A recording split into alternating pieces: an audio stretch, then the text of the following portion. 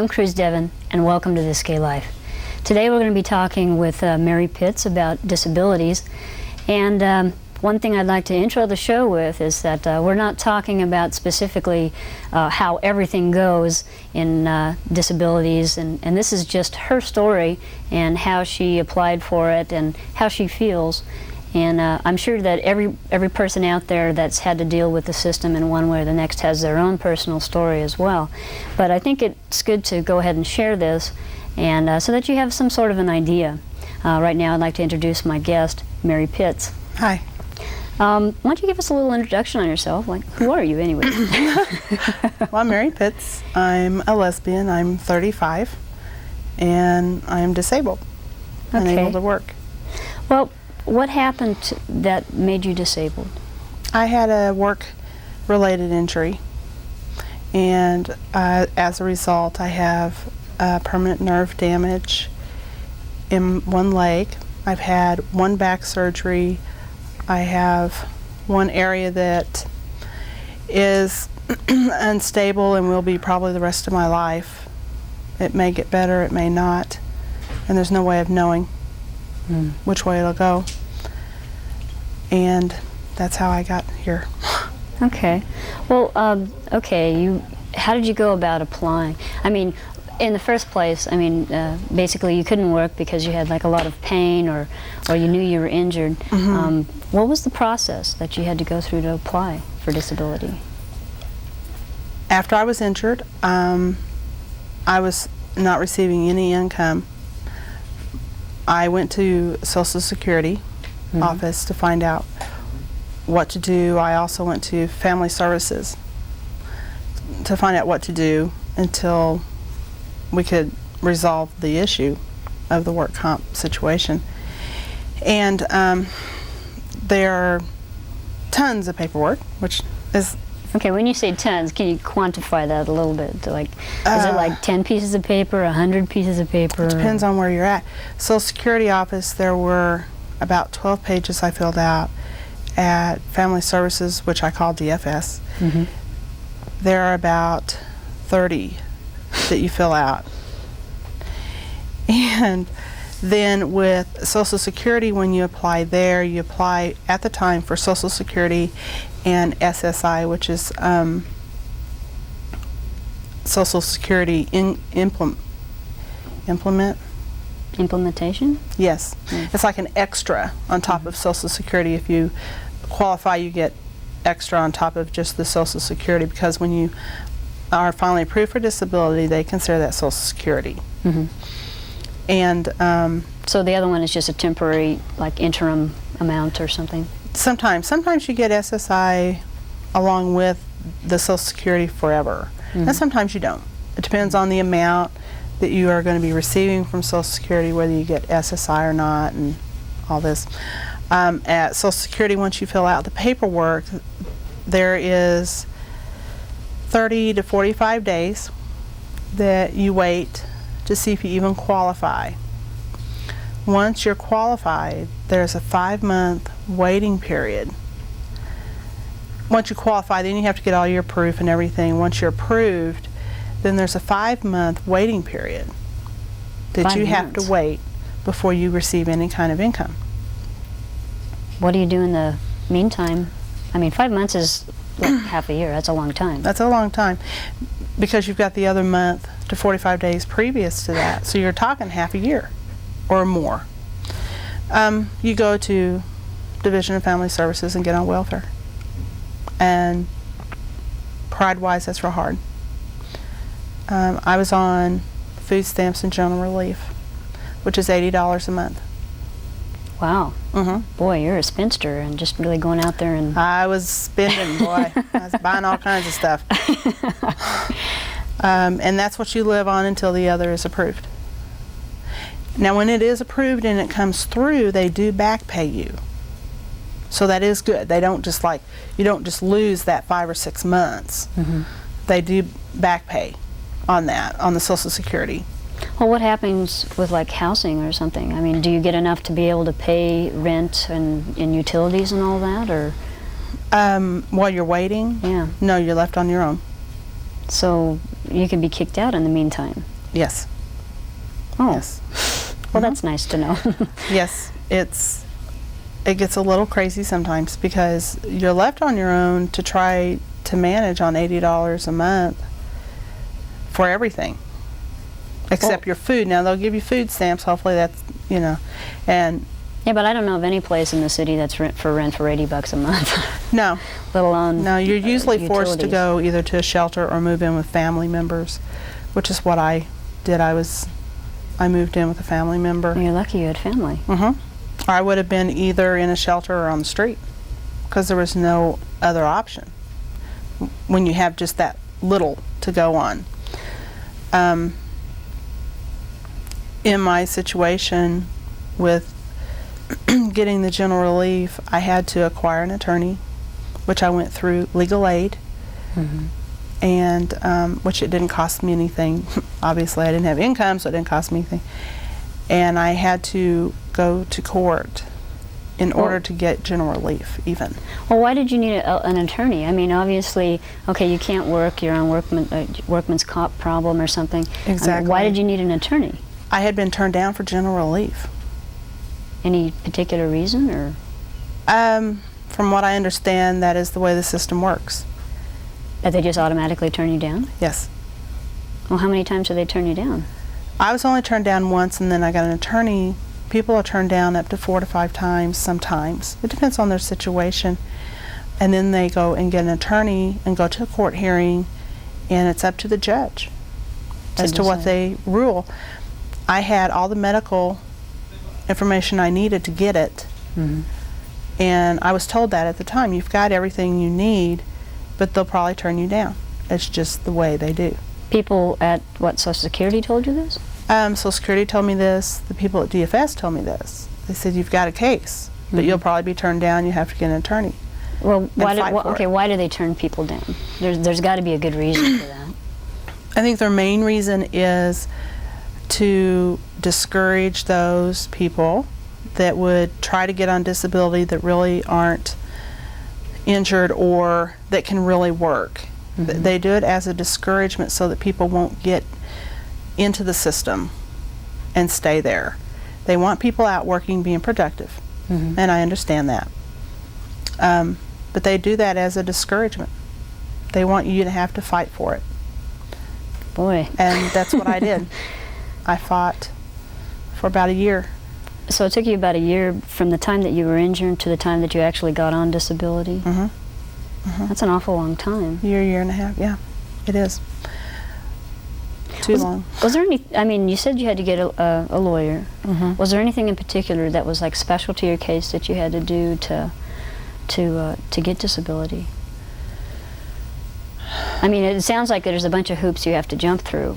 There is. You have to get documentation of what you're considering your disability is. And you have to get doctors to say, yes, this is how it is, and no, she can't work, and yes, this is permanent, and it won't get any better. And you have to get all this stuff, and it has to be from several doctors. They give you forms that tell you exactly what you have to have. And my file, with all the paperwork that I had to have, was about 2 inches thick. Oh, geez. With paperwork. It's amazing what you have to get. Even though you've got written proof from the doctors, you have to go get other records from other places stating that, yeah, you have to go to different doctors. How many doctors' opinions do you need? Usually up to 3. Not, I didn't have to go over that. I don't, some people may have to, but I didn't. And they all said the same thing. So it was like, Well, that was nice. Yeah. It's real obvious here. But you go through a lot to get it put through.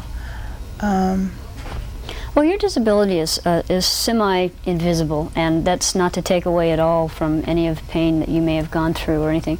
But I mean, a lot of people will look at you and say, well, I mean, I could see that if somebody was in a wheelchair, if they got hit by a car or something, and yeah. I mean, does that make a difference if it's more visible? Sometimes it does, because I had the comment made, well, you walked in here, why can't you work?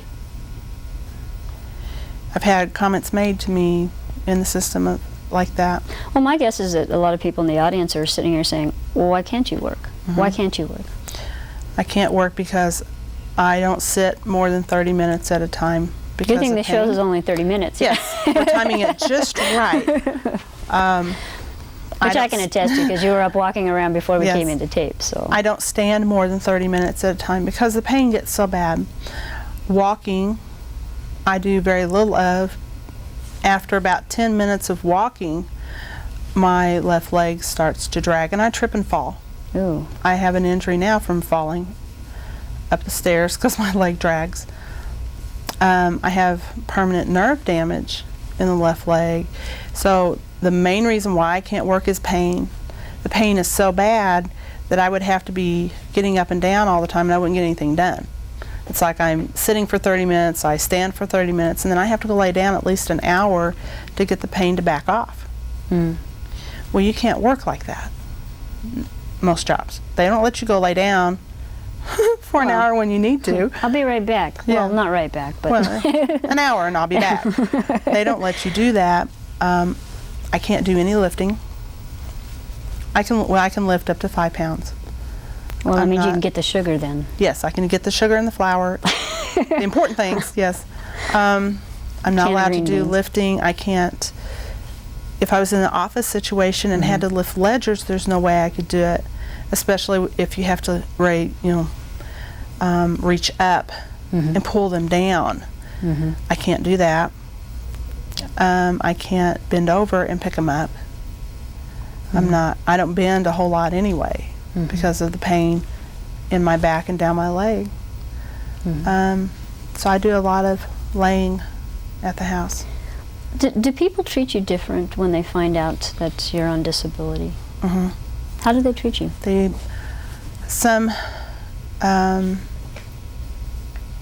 They get really hateful. They'll say things like, at your age, you're disabled. Some treat me like I'm contagious, like I'm a freak. When they find out that I am disabled, if they're starting a friendship, that usually stops.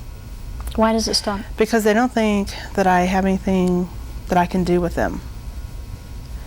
Well, maybe skateboarding's out, but you know. Skateboarding is out. Skateboarding is out. But, they could come over and we could do a movie at the house and we can talk and I do arts and crafts. I cross stitch and I do all kinds of stuff there at the house. And I have a lot to offer, but they don't think so. They think I'm breakable. I am breakable, but well, they're just as breakable as they are. They get real afraid of getting real close. They get real quiet. It's like, oh, I don't know what to say now. But most of the time they treat me like I'm a freak and I'm contagious. Is there a difference between the way maybe the gay community, gay and lesbian community treats you versus the straight community? Yeah, big difference. What's the difference? With the gay community, I haven't had as much of that as I have from the straight community. I've had, from the gay community, they'll ask me to go dancing and I'll say, I can't, I have a back injury. They're like, oh, okay, well, why don't you just come listen to the music and you can leave when you need to and just come hang out. The straight community treats me more like a freak. And they just get real judgmental about why I can't work. Well, you should be able to work. Everybody works. They can't imagine someone not working, especially at my age. Well, what are you, obviously maybe you can't work in the sense that everybody else does their 9 to 5 and sits down at their desk or anything like that. What are some things that you think you might be able to do? Are you doing some retraining, or are you? I'm not at this point, but I will be. When I have more healing time behind me, I'm planning on going back to school. I want to get my degree in counseling and become a licensed therapist. And that's my plan, and that's what I want to do. You said with time behind you healing, how long do you think it'll be until you'll be able to kind of function Probably, I'm hoping by next year that I can start classes. Of course, I'll have to start like at 2 classes at a time because of the sitting time and the time it takes to do research and that kind of thing, and the sitting time to do your homework and the sitting time to do your typing. And yeah, I think a lot of people don't take that into consideration. They don't. They think, well, you just go to school, you just got to sit through 2 classes, but you have typing time, you have research time, you have time. Now, reading material is not an issue because you can lay down and read. But you can't lay down and type. I've tried. You just can't. It just doesn't work. They don't take that into consideration. It hasn't even been a year yet since I had back surgery. And so we're hoping in time that it'll heal enough to where I can at least tolerate sitting through classes. There's not anything else they can do unless the other disc blows, and then they'll have to do surgery again. But surgical wise, there's nothing else they can do. They can't do anything about the damage to the nerve and to the leg. There's nothing they can do except put me in a brace that helps my leg not drag so bad, which I'll probably be eventually going into because it's not getting any better. When you say it drags, what, you can't lift it up?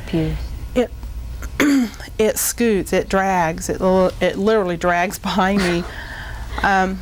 Going upstairs, going up a curb, getting in the car. Luckily I get in first with my right foot. I have the sensation that I'm lifting it, but in actuality it's only going about half of what the sensation is.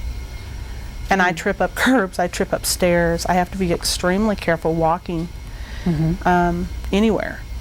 And like I said, once I'm up a while, the leg drags really bad because of the nerve damage. It just doesn't get the flow to where it'll pick it up like it needs to, and it'll scoot. And if I'm on carpet, I'm in trouble because shoes stick to carpet and I'm like tripping everywhere. It gets really crazy sometimes with that. And there's a lot of things that I guess people never even think of. No. Do you feel like, I don't know, to yourself, I mean, because this happened to you, it wasn't something that you caused, I mean, it wasn't something that you really even asked for in any way, shape, or form. Do you feel like a victim? Not anymore. I did at first with all the anger and the frustration because I couldn't work and nothing was working and I wasn't getting anywhere and I didn't have enough money to live on. But I don't anymore. It's one of those, it happened. I can't change it. I can't change the damage it did, but I can do other things, like going back to school. I can plan my life. I don't feel trapped at this point with the disability. You have to fight that sometimes. You have to fight that victim mentality to start blaming everybody for everything. And at first I did. At first I was just so angry and frustrated because it had happened that I was blaming everybody. Well, I'd imagine by month 6 you're pretty mad. Yeah, I was real ticked because I wasn't trying to rip the system off. I had always worked. I worked a long time with the injury before they finally pulled me off work and things like that. So I got real frustrated with, I'm not doing anything wrong here, what's the problem? Until I realized that's just the way sometimes the system goes. And no, I don't feel like a victim anymore. It's one of those, this is where it's at. And you go with that and you plan your life around that. I have to plan things because there's a lot I can't do. So I have to be real creative to find things that I can do so I don't feel like an invalid, you know? Yeah. But I don't feel like a victim anymore. It's just, it happened. I can't change it. Yeah. I just have to go on from here with that and do what I can do. Well, I know both in my own experience and watching other people around disabled individuals, what are some suggestions, you know, for the community, both the straight community and the gay community, about how to handle people with disabilities. I mean, I realize sometimes it may be easier if they're much more invisible, and sometimes it's easier if somebody's in a wheelchair. You kind of get the idea, well, maybe I should open the door for them, you know. But, I mean, how do you want to be treated? Like everyone else, basically. Don't treat us like we're freaks, because we're not. Don't treat me like I'm contagious, because I'm not. You can't get a back injury from someone else. It's not a virus. If you think I need help, ask. You know, if you think I need help, like pushing doors open. If they're real heavy, I can't push or pull them open. I literally can't do it. I don't have the strength anymore to do that, because it takes leg and back strength also to push a door open if they're heavy. If you think someone would like help, ask them, but just treat them like everyone else, because we're like everyone else. We just have limitations more than others do. We have more limitations than someone else does, but we're no different than anyone else. We feel the same. You know, we have the same stuff going on in our lives most of the time that everybody else does. And basically treat us like you would your friends that don't have disabilities. And if you think they need help, ask. Most of the time we don't take offense to that. It's like, thank you for asking, but I'm okay, or thank you for asking, yes, you can help me here. You know, like dropping stuff on the floor, sometimes it will lay there until I can get someone to get it, because of bending over is so difficult to do. And people, sometimes, my close friends know, so they just automatically jump and get it, and it's no big deal. And I don't feel patronized with that. I don't feel like, don't treat us like an invalid, because we're not. Well, a lot of people feel kind of funny. It's like they're walking down the street and they see somebody who maybe, I don't know, have had cerebral palsy or who knows what, and they're on crutches or they're in a wheelchair. And it's like this whole conversation goes on in their head. It's like, do I say hi? Do I look at them? Do I look away? Do I not look? If I look away, then it means I'm ignoring them. And this conversation goes on for like 5 minutes before you're even up to where the person is walking past you. And then you kind of do something really conversational, like, oh, hi? You know, and it sounds so natural, and you feel like such a fool. And you're like, oh man. And then you chastise yourself. Oh man, I was so stupid. What? I mean, obviously, try and treat people just as you would anybody else. But another thing that comes into play, it's like, well, do I call them disabled? Do I call them differently abled? Do I call them handicapped, handy-capable? I mean, we've got some, and it changes almost month to month. It does. They're changing the terms all the time. The latest I've heard is physically limited. I haven't even heard of this one yet. Okay. Yes, physically limited. If you're wanting to introduce them to someone, if you're wanting to talk about it, ask them what they prefer you use. What do you want me to classify you as, if anything?